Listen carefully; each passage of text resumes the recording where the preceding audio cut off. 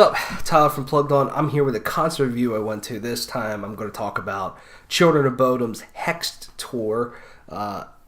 Children of Bodom, Swallow the Sun, Wolfheart, and Summoner's Circle is what I saw April 13th at the Baltimore Soundstage in Baltimore, Maryland. This is the, fourth time I think I've seen Children of Bodom. This is the first time I've seen them since I believe they opened up for Megadeth on their Dystopia tour, and it's the first time I've seen them headline since their Halo of Blood over North America tour or whatever with Death Angel and Tear. I think that was 2014. So it's been a little while since I saw them headline, and I haven't seen Swallow the Sun in a few years. When I did, they kind of had some weird issues, so I was very much looking forward to seeing them again. Haven't seen Wolfheart before. Summoner's Circle's new to me, so let's get into it. Summoner's Circle opened up the night. I would say these guys are very entertaining. I thought that they were going to be a little bit more of a black metal band just because of the way that they were dressed. They had robes on, they had white face paint, they had black face paint going across their eyes, so they had these like very thick looking bars going across their eyes. All their songs were called incantations, is what they called them. They were very entertaining, very heavy, not quite honestly very catchy. They really had the crowd going, and for an opening band that, I'm not sure how many people heard of them before. I think they definitely turned a lot of heads because you could tell there's a lot of people into them, a lot of people that wanted to go buy merch afterwards, and I definitely need to check them out myself. They were more of just maybe a little bit black and death metal sort of stuff, but then they had some really great guitar solos and clean sections. It was pretty fascinating to listen to. I'm going to keep an eye on this band for sure. So next up was Wolfheart. Wolfheart's a melodic death metal band. I really enjoy these guys and been looking forward to seeing them. They played two new songs. They opened up with Everlasting Fall, and then they played Breakwater later off of their last record, Constellations of the Black Light, which I think is a good album. They played Aeon of Cold, and they played Strength and Valor in The Hunt off of their first album, and then they closed with Boneyard. So they played for a while, and Everlasting Fall and Boneyard, I mean, that's like 20 minutes right there. So they did get to play a good bit, and I thought they were pretty good for sure from a musicianship standpoint. I think their mix was just wildly weird to me. One, they were just, at least for this venue, I thought they were just way too loud, and just because of the type of band they are, they bring the heaviness a lot more than other melodic death metal bands. They're more aggressive, more mean. Sometimes it just sounded a little muddy, and it was a little hard to hear certain things, especially the lead guitar player. They were just very loud, honestly, and I think they definitely could have had a little bit better mix. But overall, pretty good. I was kind of shocked. I honestly have never seen a picture of the band before, which is quite shocking to myself, to be honest with you. Singer reminds me of, at least look, a little bit of Kerry King from Slayer, and their bassist kind of was the front man in a way, even though he only kind of does background vocals. But yeah, I mean, I think they had the crowd going for sure, and they were good. Aeon of Cold's my favorite song from these guys, so that was awesome to hear.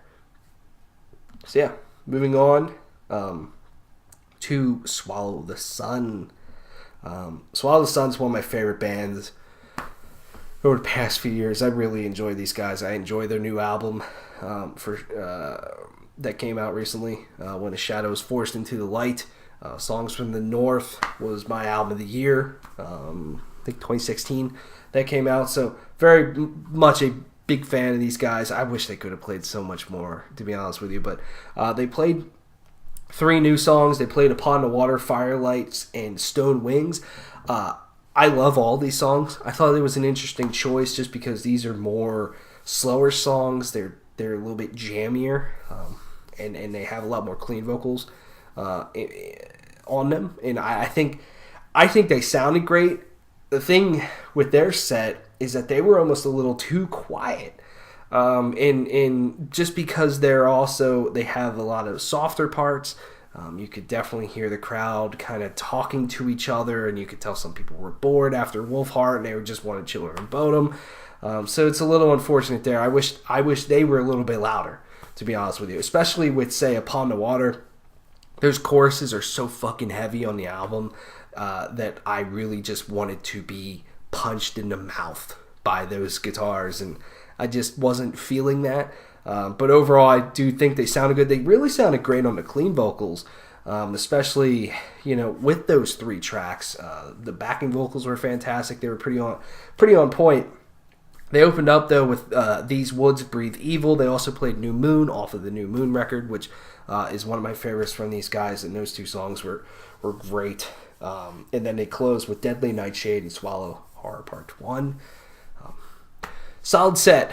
I could have went for another 5-6 more songs from these guys, honestly, and I would love if these guys could come around and do a headlining tour sometime, because I would hopefully be able to see them. But I think they're just a really great band.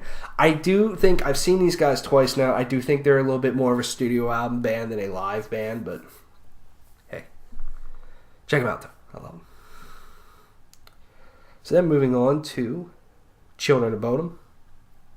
Children of Bodom, I thought, had a really great set.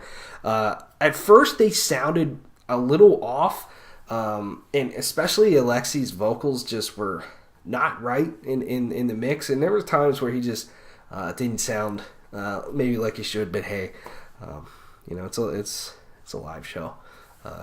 Sometimes that stuff can really suck. I didn't think it dampened their performance for sure. And it's not all the time that I thought he sounded off, but. They had a really good set, and they played a lot of good stuff.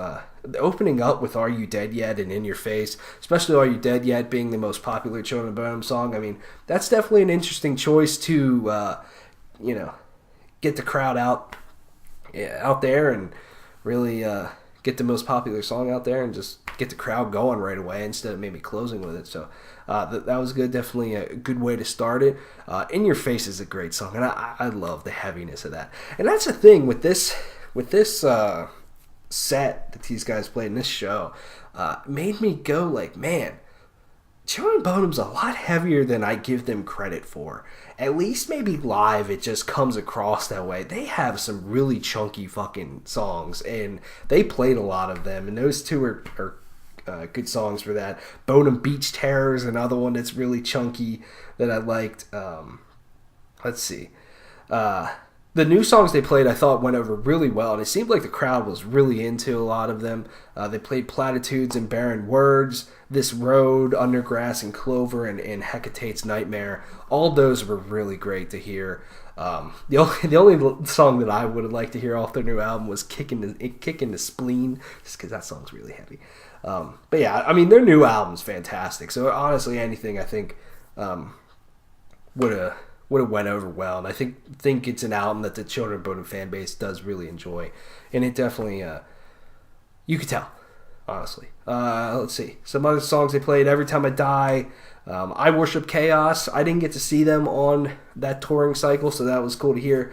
Kind of brings me to my only other small gripe, is that at least with this show, and just because it's been a long time since I've seen Children of Bodom, so I can't fully remember, but they play everything a lot faster live, and especially like I Worship Chaos, they played really fast, and sometimes it just felt a little sloppier than it probably should have.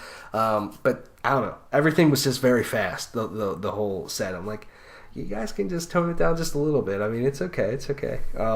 Angels Don't Kill is also always awesome to hear. If You Want Peace, Prepare for War.